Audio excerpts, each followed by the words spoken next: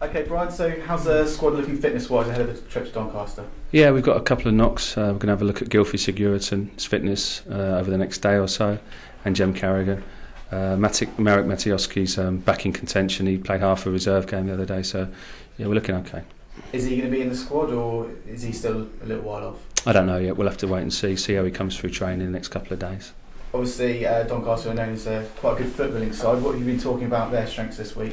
Yeah, we know Doncaster. I know Sean O'Driscoll really well. I go back many years with him. I played in the team with him at Fulham when I was there on loan, so I know him really well. He's a great guy. He's done a terrific job for Doncaster, and I thought he was in with a shout of getting a Premier League job at one point. So I'm sure that he'll get that opportunity at some point. Good manager, and they play really good football. I guess you've done a few scouting missions on them yourself over the years as well. To be fair, I've seen this team, Doncaster, more than anybody. Probably seen them 8 times this year for whatever reason, and I know how they play. They've got good players, they're comfortable on the ball, and they try and play the game in the right way. Is that anything to do with the fact that Brendan Rodgers was an admirer of Brian Stock? I don't know what that. No, I don't know what that's got to do with Brian Stock. Brian Stock's a good player, we know that.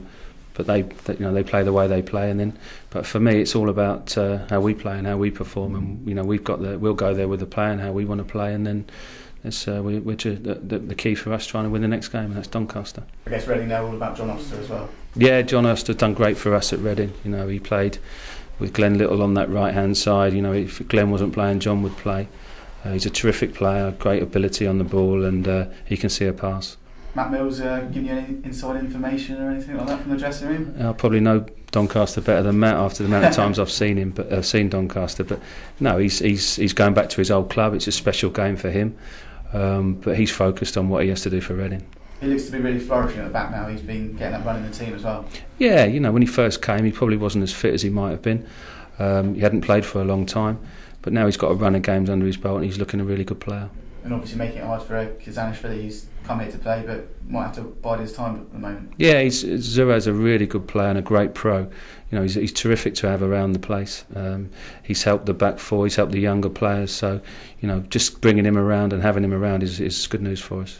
Do you know what his ideal position is? I mean, you played him in centre midfield for the reserve, but then moved him back. He's a centre half. He's an out. Yeah, he's a centre half. He can play. He can fill in midfield and he can fill in at right back. But he's a centre half. He's played there all his life. Will Brynjar Gunnarsson be in the role for a start game? He's in with a chance.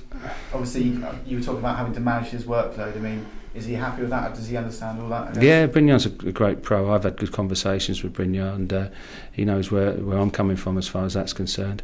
But he's done terrifically well for me and the club over a period of time. And if you saw his performance at Anfield when he played right back at a position that's not his, he was magnificent, and he's been terrific all year. Have you as a squad talked about how important the month of February could be? There's so many matches coming up. No, we talked about Doncaster. Never look ahead? Well, never get tempted to have a little look-see around the corner? Listen, if I was a forecaster, I'd go in the bookies and put money on it, and we'd all win money. So I can't forecast games. It's pointless. I think once you start trying to forecast and predict, people start getting anxious. It's completely pointless. All we can do is look at Doncaster and try and win that game. You got your first home league win. Now you're searching for first away league win under Brendan Rodgers. The team are probably better away than they were at home, but it's changed slightly with yourself, would you say?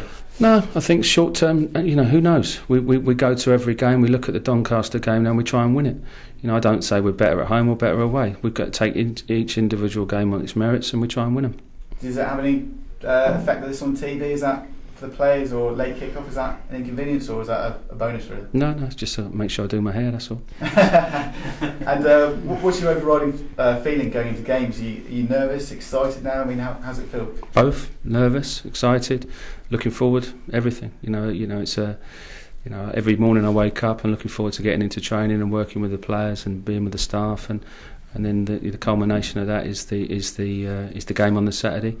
And then to get that feeling of winning is massive. Is it sunk in yet? I guess there must be a bit of a smile on your face every time you pull into the manager's spot now. No, I mean I wasn't going to pull into that manager's spot until I'd signed that contract. So I've signed the contract, and it's done now, and it's put to bed, and we can all move forward.